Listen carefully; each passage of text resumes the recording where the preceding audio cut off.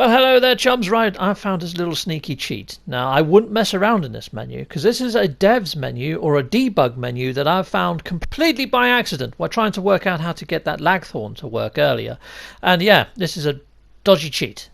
Okay, if you want to do this, you press these two shoulder buttons at the same time, L1 and R1. And then you continue to hold R1 and you can go into the debug menu.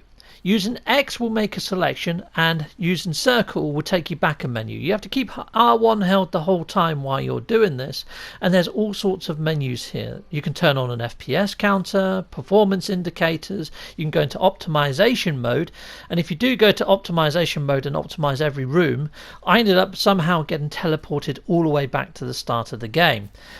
Which I didn't really want to do. So messing about in here can really upset things. So be very careful if you are to mess around in this debug menu.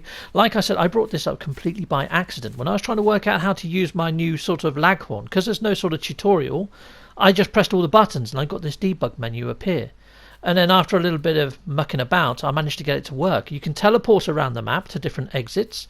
You can even teleport to other parts of the game, like instantaneous travel through this menu. So I was in the Pig Marsh. I don't know whether you've watched that far into my series yet. But yeah, you can even change your texture quality. So I had a little bit of a play with that. I couldn't see much of a difference in the actual texture quality, but I'm not seeing any sort of slowdown or lag or anything like that either by increasing it. So I made my texture quality better. So yeah, I'm not sure that I should be messing about in this menu, and I'm not sure you guys should either. But there's a lot of interesting features inside of this menu, but at the same time, they're probably a little bit dangerous. And when I say game breaking dangerous, it could ruin your save, it could ruin your playthrough. So I wouldn't mess about in here, although that I'm giving you a little bit of a tutorial on how. Remember, there was that room that I wanted to actually retry. Well, from this menu, I do actually find that room, and I can teleport back there. But yeah, you can see here there's loads and loads of different puzzle rooms that you can go to. So if you do fluff something up, I guess you can use this to sort of revisit that area of space and just instantaneously jump there. I mean, I have not gone to this part of the map or travelled this far in. I just chose one at random to see if it will work. And here we go. I end up in gravy for a little while it's loading it in the actual room itself. But I haven't gone this far, so maybe I shouldn't be messing about with it. But there we go. I've now teleported into a ruin climb, which I have no idea what this is or how I should get here. So rather than mess about, I just quickly teleport back. I mean, I was just doing a test to see if I could actually teleport to another room, to see if this was actually a working menu. So this is my sort of me mucking about in a roundabout way. And now I'm thinking, well, how the hell do I get back to where I was? How the heck do I get all the way back to Pig Marsh and back to the throne room of the pig without upsetting my game or the story or the flow? So I would say if you do want to use this debug menu, use it at your own risk. I just stumbled across it by accident, and I thought I'd then just fluffed up my whole game. But I managed to get all the way back to where I was after a little bit of dabbling.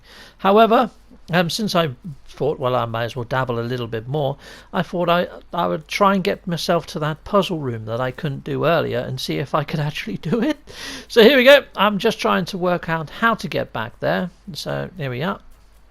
So from the debugging menu, I just went to Crossroad, or the tree stump or whatever, and yep, it teleported me right to where I wanted to be, which was kind of lucky because I have no idea what all those places are on the menu. They probably make more sense after I've actually done the game, but right now I don't want to mess about in that debug menu too much. But I have found my way back into the puzzle which foxed me before. So here we go. This is me now doing that little puzzle room. What's the name of this room? Let's see if we can get the name of this room. There we are. Now it is sort of going a little bit maybe that's because I played about with the textures. Maybe I need to turn that back down. But here you go. It's called congested, I guess. So here we are. Let's see if I can do it this time. So you see at the start you've got one toilet roll on top of the other. When I was watching back my footage, I saw that when I moved it, they both moved at the same time. One didn't fall down and squash me. So then I was thinking, well, what if I could stack two of these on top of each other? So here we go. Let's give that a go. So here we are. I'm moving this over here. Diddly-dee. Come on. A little bit further. Okay, I'll run around this way and push it that way then, because for whatever reason it stopped pulling it. And let's pull this onto this. Here we are. Done. Let go. Let go. Let go. Let go. There we are. Let's then swing that around, and it should go onto the lift over that other side. Yes. Awesome. Now if I push that right against the wall, here we are. Chicka-pow! Now hopefully when I push that one off the ledge at the top, it should land on the one below. That's my theory anyway, and hopefully when I move the one below it, they would both move in tandem. That's what I'm hoping, or unison, or whatever you want to use, whatever word. Let's give it a go. Let's see if it doesn't fall down and crush me. No, there we go. Awesome. And now if I swing this around, da da da da da, biggity biggity bong. Heck yes. Come on, all the way. There we are. Now when I push it, maybe I might be able to get the top one off. And yes, then I can fill in the hole, run around and push the other one into the hole. Awesome. Yep, I've now completed this. Awesome. It's sometimes you just need a little bit of a break, don't you? You need to take your eyes off the screen and then come back to it. Plus I was also doing it live before, so the pressures of doing this live, my brain just wasn't working last night, chums. Right, so let's push this into there. Chicka-pow! And then we'll push that into there. Chicka-pow! And then I can run round and push that into that hole. Lovely jubbly. Now I've got to run all the way back again. Fudge. Okay, so here we go. Run diddly run. And I need my little bridge over there. So I need to move that again. Here we go. Done.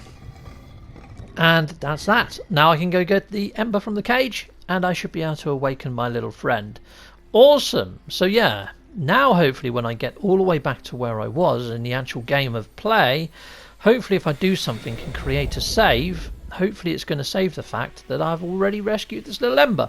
So yeah, that debug menu helped me revisit a room that I couldn't get back to. When you actually talk to the campfire sort of spirit, they say you can come back here anytime. Not exactly true if you don't use the debug menu. So before you move on to each area, I would strongly suggest that you make sure you rescue as many of these little guys as you possibly can before you move on, because for whatever reason I can't get back. So I don't know whether there's going to be a fast travel system later in this game without using the debug menu, but for now the debug menu got me back here.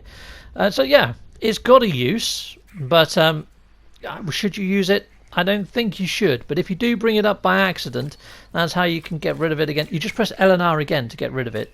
But yeah, pressing them simultaneously brings up the debug menu. Now the reason that I'm putting this out there more than anything is so Hello Games can maybe patch that to stop it from coming up, because I'm fairly sure they should have turned that off before they put this game into production.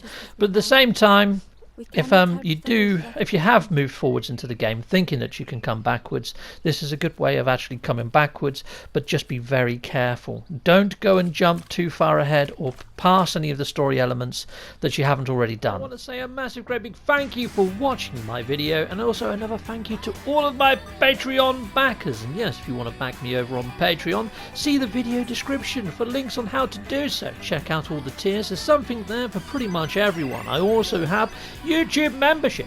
Thank you to all my YouTube members. Thanking you very much indeedy doody. Heck yes. There's all different tiers over on the YouTube membership as well. So if you're thinking of supporting me, please check out both before making the decision. And I also have merch. Nice and fine and dandy merch, including socks and a t-shirt or a vest or a mug. Heck yes. And I also have 3D printed Atlas passes. Again, see the video description and my own website. Yeah, another way to support my channel is just don't skip my adverts. That throws revenue down my avenue, or just hit one of these buttons on this screen. Heck yes.